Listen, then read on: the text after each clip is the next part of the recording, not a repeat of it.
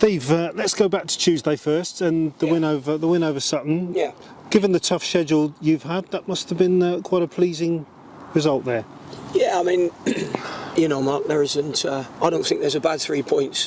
What happens is you forget the things that probably went on in the game that you perhaps didn't like. By the following day, the result still says that you've won 2-1. You know, the bottom line with the game the other night, we didn't start particularly well, but I think that probably comes with, you know, getting adjusted to the game again very quickly when you have a lot of games in a short space of time. So whilst we didn't start the game well, you know, probably 10, 12 minutes, after that I thought we were the dominant side and probably should have gone in 4-0 up at half time. And at 4-0, you know, there is no coming back from that. When it's 2-0, it's always a tight game. You know, they're a good young team and have probably ended up playing better than some of their results have suggested. So that one was always going to be a real tricky game the other night, and it wasn't a high-profile game. It wasn't a big crowd there, so you know some of them nights can be awkward. But I thought with our first half performance and the chances we had, it was probably a game that we should have put to bed by half time. But then good to grind it out, as you say. Yeah, in the second half, you know, there's a bit more grinding to be done. But then, you know, to do well in any league, you've got to be able to do all formats of the game. So, you know, the game's not always on about, you know, attacking. But, you know, we'd like to do that all the time. But, you know, I don't know a team that can keep attacking all the time. And some of the top teams can't do that. So that's just the way it is. Now, you've had a lot of illness in the squad. I can hear a slight croak there from yourself. Is that still hanging around? A little bit, yeah. A little bit. I don't know quite what's happened with that, but it has floored a few. And, you know, we'll be better off tomorrow than we were Tuesday night in terms of maybe numbers available to us, but we've still got like a couple of issues. So yeah, that's probably where we are with that. Because you said you after the game on Tuesday, you said you might be giving them 2 days away from each other. Is that what you did, just to try and get rid of it? Yeah, we did. Yeah, there was no point in coming in on Thursday. Thursday would have only been a second recovery day anyway.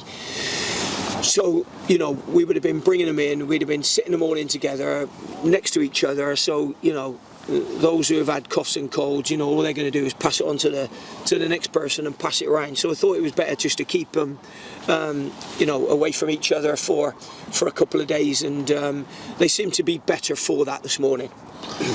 And Christian Joyce came in on Tuesday, got his first goal for a while and first start for a while. With your forwards, you've got him, you've got Harry Carver, you've got Joe Quigley. How are you sort of managing them? Is it almost a rotation thing, or is it game by game? It's been a little bit. It's been a little bit of everything really this season. I think whenever I thought, you know, okay, someone's in form, what you don't want them to do is to lose too much confidence if things don't go right for them. So, I pretty much know how they all are and how they feel most times. They've been incredibly supportive of each other, whoever plays. And you know, there'll be certain games that I'll pick certain strikers for. That's what will happen. And I think they've pretty much accepted that. I think I get to a point where sometimes, I mean, majority of the time I've spoken to them, when we have a period of games where it's all condensed, I don't feel as though I need to tell anyone when they're in the team or out of the team, because they'll just be knowing that I'll be either freshening it up a little bit. And when you play 4-3-3 anyway, you don't have to ask your striker to do a lot of running, and we've been playing that for a little while. So, you know, and they've been good as gold. They're great lads as well, you know, they really are really good lads, and they understand it. And you know, maybe if I'd have had the other two guys, Joe and Cards, last year, it might have been a lot easier on Doige. And it was really, really difficult for him when he came in last year. But you know, I think they've done really, really well this year, the three of them. And it is so much more of a squad game anyway now, isn't it? Yeah. You know, it is an 18-man game. Yeah, well, it is. It is that. You know, there's so many times, even this season, you know, we've probably used the least number of players in the league this season. If you look at some of our appearances from, you know, some of the other lads. A couple of lads are not here now, and a couple of lads that have played, you know, very, very limited time. You know, they'll go down as an appearance, if you know what I mean. And we're, you know, we haven't used a lot of players, but you know, it hasn't done us any harm. We've ended up having a good season to date, and we want to carry on making it a good season. Unbeaten at home in 18 games, and then another one to come tomorrow with Southend, and another tough task in store. The league's a good league, you know. Whoever you play, they'll always give you a game. You know, Southend are a big club, and I'm sure they'll have a real good support behind them tomorrow. So it's important that our fans are very good in three sides of the stadium. But yeah, you know, I don't think we've played any game and it be an easy game, irrespective of what the result's been at the end of the game. It hasn't been easy, and yeah, sort of experience tells me that there are no easy games, and I'm sure they'll come here and have a go. But we always know that we can play, and we have a good chance of winning if we play really well. He's done a good job, hasn't he, Kevin Mayer? And it's a tough, in tough circumstances. Yeah, no, I like Kev. Yeah, no, I think he's done a good job. We've spoken a couple of times throughout the year, and obviously we had a good game down there. We felt as though in the first half we were really good and didn't really take our chances to finish that game off, which we could have done maybe. But then they came back at us strongly in the second half. But yeah, no, it'll be a game we're looking forward to anyway. Where do their threats come from? Up top, you know, they've had two strikers a lot of late. You know, they've ended up going from 3-5-2 to 4-1-3-2. So obviously the middle of the pitch has been a threat for them. Golding, the young centre back, he ends up playing centre back, and then all of a sudden he's a 6 in midfield, then he's an 8, then he's a 10, then he's playing 1-2s on the edge of the box and he scores a goal. So we've got to be very mindful of him marauding up the field. So there's that, and obviously Gus Scott Morris, you know, who's scored, I don't know whether he scored 15 goals, I want to say, might be more than that from right back, which is a big achievement. So you know, they've got some good players, we know that. They've got Morton in the middle of the park, who's a good footballer. So yeah, we'll be full of respect, like we have been for everybody this season. So nothing will change regarding that. We just want to know that we're going to play well, and if we do that, we know that we'll be a match for anyone. A couple of questions on availability. First of all, Carl McAllister didn't play on Tuesday. How's he shaping up? Yeah, he's probably going to be nip and tuck, really. Probably going to be nip and tuck, Kyle. That's the best way for me to probably put that one. I'm not quite sure about that at the moment. He's a loss though, because he's been excellent for you this year. Yeah, I mean, you know, sometimes it happens, and somebody else comes in, and then they go and do a good job. So, you know, we've had a couple of times where we haven't had Carl at the beginning of the season, and we've gone and played well and done well. So, you know, obviously with him, we're better because he's a good player and he's done very well for us. But you know, there's been lots of opportunities where other players have come in and done very, very well. So yeah, we'll see how it is. It's not actually a write-off, that one yet, but we'll wait and see that one. That one is tomorrow.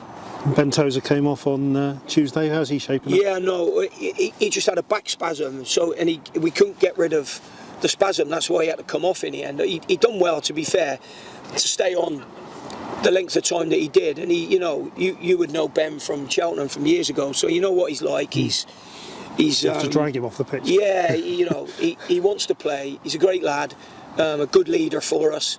But he's trained okay, so we don't have any problems there. And you've got Harvey Bunker there waiting in the Harvey wings. Bunker, and obviously Kean's back training with us now, so that's been a bit of a bonus. Like I said, we're slightly stronger than we were in midweek. Can you catch Barnet?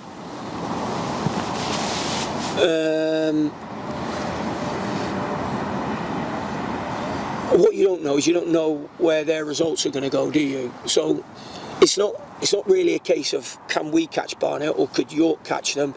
It's more a case of us just focusing on our job, because, you know, if we don't do our job, it's irrelevant.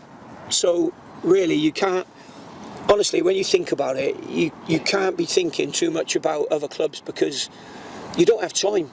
You know, I have enough to think about with my own club without worrying about, every other club, and I'm sure the managers at the other two clubs there, Barnet, York, that have been mentioned, they're probably the same. You know, your focus is on your team and your team only. Obviously, you do your work going into the games, your opposition, and how you're going to play, and what your tactical approach is, and everything else, and go through all the scenarios. But you know, we just have to carry on doing our job. So we'll just see how that peters out over the next, or pans out, should I say, over the next 9 games. Month or so. Yeah. Easter time-ish might be important. Yeah, time it normally gets in and around there. I remember a big game one Easter when you were going for a conference title. You never know, it might happen again. There's been a few Easters. I've been lucky. I've had a few Easters like that where, you know, them times come up when it's important. So, yeah, let's just see how things go. If you can't catch them, I guess top 3 is what you want to get that home playoff. Yeah, look, you know, if you can't win it, you want to be second. If you can't be second, you want to be third. You know, that's how it works. But you know, there's a lot of good teams in this league. It's a good league. It's a good league, and there's some good players in it. They've done very well, some of the players that I've seen. Now, this Saturday is your 1,000th game in management. Yeah. And congratulations on that. And a fantastic achievement. You must be so proud. Yeah, no, I am. I didn't quite know about it. You know, there was talk about. Well, it was 950, wasn't there, recently? But yeah, I think that one was wrong. Someone pointed that out. It was wrong. But yeah, I mean, I've obviously known about it coming up this week with a couple of games. So yeah, it was 999 the other night, which was quite strange. I said I nearly called 999 a couple of times. But yeah, you know, really proud of it, and you know, I've met some incredible people along the way. You know, chairman, directors of football, scouts, players, journalists. You know, I've met some incredible people, and very, very humbled by it. It's very, very difficult now for younger managers to be able to get them type of numbers. You know, and I'm very proud that I've managed to navigate my way through that 30 years. Which is a long time. You're making me feel old now. Yeah, well, now you know how it feels then. So yeah, really, really proud of it. But you know, more importantly, it's about the boys getting 3 points. That's what I'm really looking forward to. You can't have imagined that when you went out to Sligo all those years ago. You can't have imagined that. Yeah, really, you have to start somewhere, don't you? And that's what happens. You know, you start there, and you know, in the career.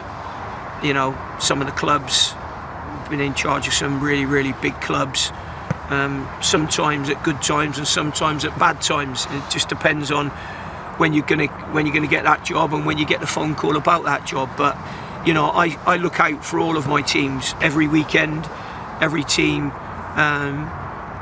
you know, played for, managed. I look out for their results every week, and I don't know, it humbles you really.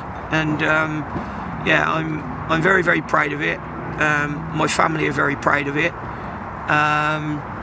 So yeah, but my main focus is the lads in there and tomorrow's game. But it'll be a nice moment.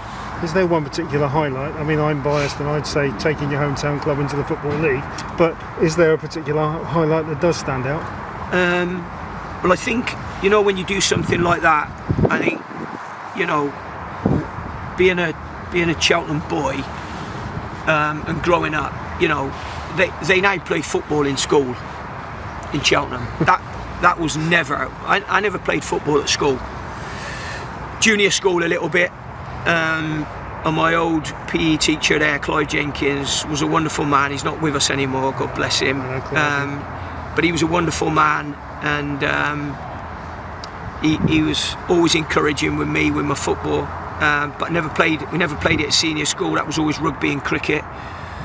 So that was always difficult, you know, because you'd end up, I don't know, going and playing in your youth teams with all your mates years ago and growing up. And I still remember all those moments and those, you know, those people that are still around from that day to this and still message me. And you know, it's quite nice because I get messages from those younger lads that I was playing football with saying how proud they are of me, which is which is really, really nice. Well, I still remember the 17-year-old in Cheltenham's youth team and having rings run round me on Sunday League for Stratton United. Yeah, I know. Well, there you are. That's a long time ago now, that, Mark. But, it is. But yeah, there's been some great people. So I think, probably taking football to Cheltenham is really, really important to me, and it's allowed them to be a football league club for a long time now.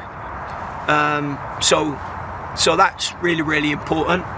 And I think, I've had some real proud moments, throughout my career at some big clubs, and the walking out and remembering games. I've been lucky enough that I've won at the old Wembley, I've won at the new Wembley, I've won at the Millennium Stadium. Is that the Principality Stadium now? Yes, at that one. So, I've been lucky that I've had them moments as well. So there's probably too many to single out, but the nice thing is there are lots of them.